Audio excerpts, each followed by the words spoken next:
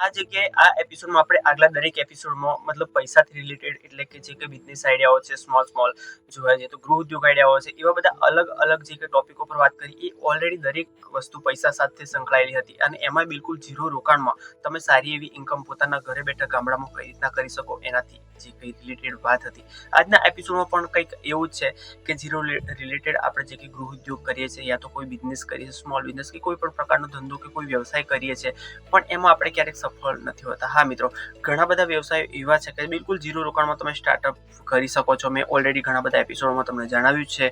પણ આ જે કંઈ બિઝનેસ હોય છે એમાં આપણે સક્સેસફુલ નથી રહેતા, અનસક્સેસફુલ રહીએ છીએ, મતલબ નિષ્ફળ જતા હોઈએ છીએ.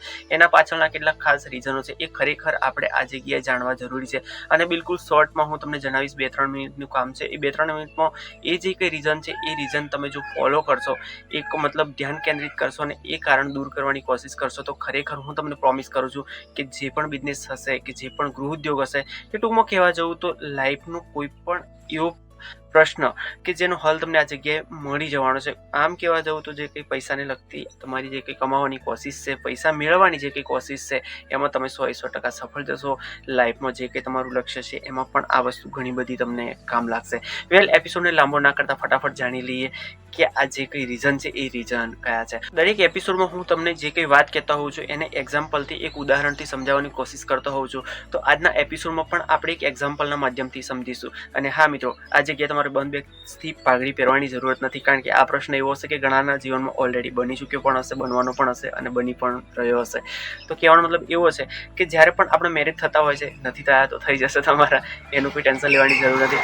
જો મેરેજ જ્યારે પણ થતા હોય છે ત્યારે કદાચ એવું પણ બને કે એ વ્યક્તિ આપણને ગમતું નથી હોતું. એક એક્ઝામ્પલ છે મિત્રો, એક ઉદાહરણ છે, તમને વાત સમજાવવાની એક મારી કોશિશ છે કે જ્યારે પણ જેની જોડે આપણે મેરેજ થતા હોય છે કદાચ એવું બને કે આપણને એ વ્યક્તિ ગમતી નથી હોતી, બરાબર છે. તો જે નથી ગમતી એની જોડે આપણું મેરેજ થતું હોય છે અને જ્યારે પણ મતલબ જે ગમે છે એની જોડે થતું નથી અને માની લો કે આપણે જેની જોડે સંબંધ રાખીએ છીએ એ આપણને મતલબ ગમે છે કે નથી ગમતી એ આપણને કદાચ ખ્યાલ નથી હોતો.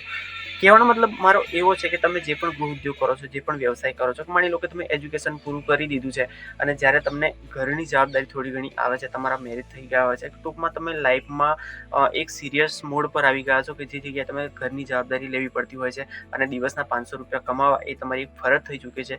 ત્યારે તમને કદાચ એની પહેલાંની જે કંઈ લાઈફ છે એમાં ઘણું બધું અલગ વસ્તુ ગમતી હશે કે માની લો કે તમને ટીચર થવું ગમતું હશે, યા તો કોઈને ડૉક્ટર થવું ગમતું હશે, યા તો પોતપોતાના લેવલ પ્રમાણે જે પણ વિચાર્યું હશે એ કંઈક અલગ રસ્તો હશે. પણ એ કદાચ એને લાઈફમાં નથી મળતો તો ના છૂટકે એને કોઈ પરાણે કોઈ જગ્યાએ જઈને જોબ કરવું પડતું હોય છે, કોઈ જગ્યાએ ધંધો કરવો પડતો હોય છે કે વગેરે વગેરે. ટૂંકમાં કહેવા જઈએ તો સીધો સિમ્પલ ફંડો એટલો છે કે જે જગ્યાએ આપણે કમિટેડ અલગ હોઈએ છીએ, ઇન્ટરેસ્ટેડ અલગ હોઈએ છીએ અને રિપીટેટેડ અલગ હોઈએ છીએ. કહેવાનો મતલબ જે આપણને ગમતી વસ્તુ છે એ જો કરવામાં આવે તો ખરેખર લાઈફમાં આપણે સફળ થતા હોઈએ છીએ. કે તમે જે પણ ગૃહ ઉદ્યોગ કે જે પણ બિઝનેસ કરો છો એ ઓલરેડી તમને ગમતો હોવો જોઈએ દિલથી, અને જો ગમતો હોય તો જ તમે ખરેખર ફૂલ્લું ત્યાં આગળ તમે મન લગાવી અને કામ કરી શકશો. બાકી તો કોઈ મતલબ નથી. એક પૈસા માટે કામ કરશો તમે તો પછી એ કામ એવું જ રહી જશે કે જેમાં તમે પૈસા માટે જ કામ કરો છો. તો તમે ખાલી 10 વાગે હાજર થાઓ છો કે 5 ક્યારે વાગે એની રાહ જોશો. એટલે જ્યારે આપણે મનગમતું કામ કરતા હોઈએ છીએ કે મનગમતી નોકરી કરતા હોઈએ છીએ કોઈ પણ જગ્યાએ, ત્યારે આપણે દરેક ઘડી ઇમ્પ્રૂવ થતા જતા હોઈએ છીએ અને આપણી જે કંઈ આવડત છે, શાર્પનેસ થતી જતી હોય છે અને એના કારણે આપણે લાઈફમાં ઘણા બધા મુકામો જે કંઈ ધારેલા હોય છે હાંસલ કરતા હોઈએ છીએ. તો ટૂંકમાં આ જગ્યાએ હું તમને એપિસોડ આ વાતોમાં લાંબો નથી કરવા માંગતો, પણ એટલું જ કહેવા માંગુ છું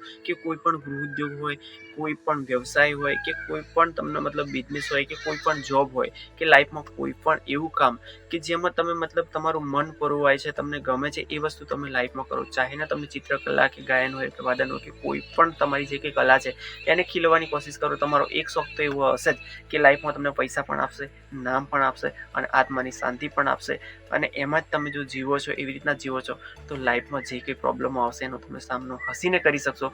વેલ મિત્રો, આજના એપિસોડમાં હું તમને એટલું જ કહેવા માંગતો હતો કે કોઈ પણ કામમાં સફળ થવા માટે જે કંઈ વસ્તુ છે એ મનગમતી હોવી જોઈએ તમારો કામ ધંધો.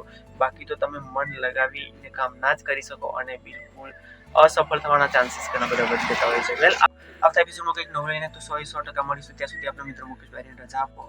પણ જે કંઈ લાઈફનો ઇસ્યુ છે એના લીધે તમને જે કંઈ અગવડ મને અને તમને થઈ રહી છે બદલ હું ક્ષમા ચાહું છું. મળીએ નેક્સ્ટ. જય હિન્દ.